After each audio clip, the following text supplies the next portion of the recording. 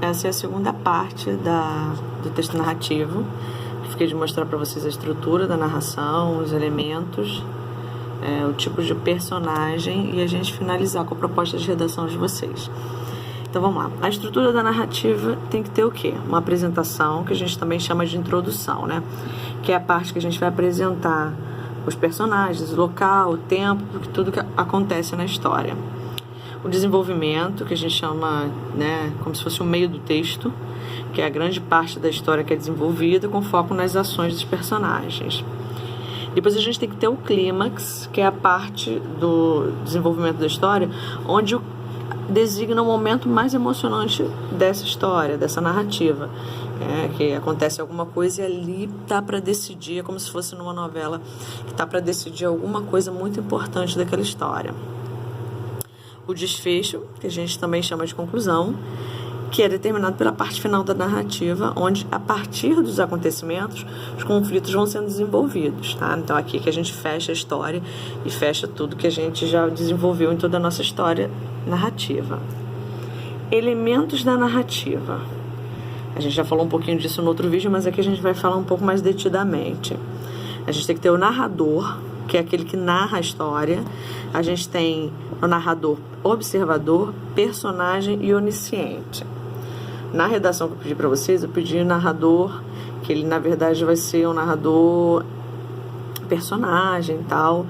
Pode ser também observador. O onisciente, ele é um pouco mais complexo, eu vou explicar para vocês, e eu não coloquei para vocês desenvolverem dessa forma. Enredo, trata-se da história, né, da estrutura da narrativa, ou seja, a trama em que se desenrolam as ações. São classificados em enredo linear, não linear, psicológico e cronológico, né? Você vai ficar detido a uma coisa linear, ou seja, que tem um segmento, ou que os acontecimentos vão mudando assim, ou uma questão mais levada pelo lado psicológico, ou pela cronologia, pelo tempo. Personagens são aqueles que compõem a narrativa, sendo classificados, como a gente já falou, como os personagens protagonista, antagonista e os secundários, que a gente chama de coadjuvantes.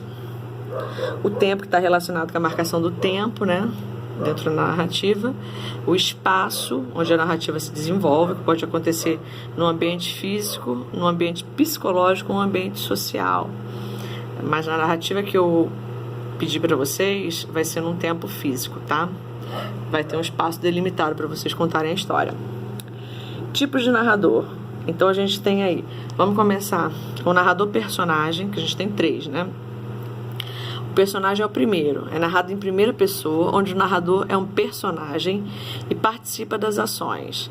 A história que vocês vão escrever, eu até prefiro que vocês façam, eu coloquei inclusive isso na proposta, que vocês façam em primeira pessoa, que seria muito mais fácil, muito mais condizente com o enredo que eu dei para vocês contarem a história, tá? O narrador personagem, ele é contado em terceira pessoa. Esse tipo de narrador conhece os fatos, porém ele não participa. Ele só está contando o que ele está vendo ali e não participando. O onisciente, eu digo que ele é mais complexo porque ele mistura os narradores, ele entremeia ali e acaba se transformando numa coisa um pouco mais difícil, porque tem que trabalhar com 2 pessoas, primeira e terceira pessoa. Esse narrador conhece todos os personagens e a trama. Nesse caso, a história é narrada em terceira pessoa. No entanto, quando acontece, né, apresenta um fluxo de pensamento dos personagens, ele é narrado em primeira. Então, assim, você está contando em terceira pessoa, mas daqui a pouco você tem um lapso e quer mostrar esse lapso de memória que você tem, essa lembrança, você vai para a primeira. Então, isso fica muito mais complicado de contar numa história, tá? E os tipos de discurso, inclusive eu coloquei um exemplo de cada aqui, que